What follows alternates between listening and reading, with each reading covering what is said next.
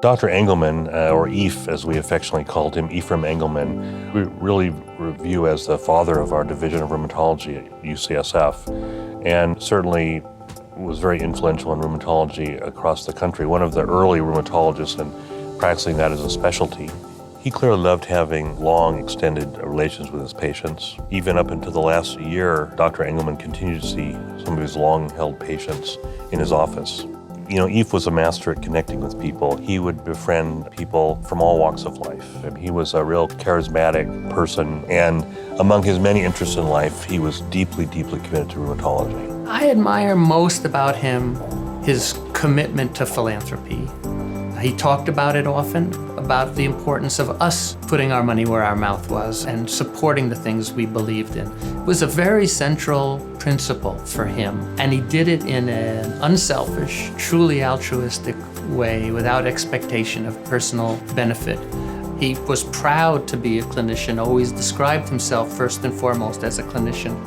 But from the earliest days, he recognized the importance of supporting training in rheumatology, increasing the workforce, and of supporting research in rheumatology. So I met Dr. Engleman when I was a rheumatology fellow, and as long as I can remember, he was very interested in the trainees and the faculty members.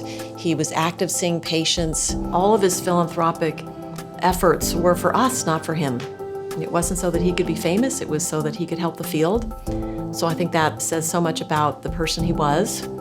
And then also the fact that he really led a balanced life, which was no reflection of a lack of commitment to his work, but his family was very important to him. We heard about his family all the time, and music was his other passion. So I think he set a really great example for all of us in the field.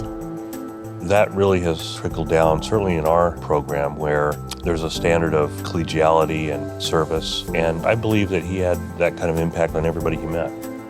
He was fond of attributing his good fortune and his longevity to, he had a list of things that everyone should do to have a long life. And I think the thing that he started with was that select parents that have really good genes. I think he clearly left a legacy in which there's an understanding that rheumatology is a high calling, that there's a great need for rheumatologists to take care of patients with rheumatic disease, and a great need for research that leads to our understanding of why people develop arthritis and rheumatic disease.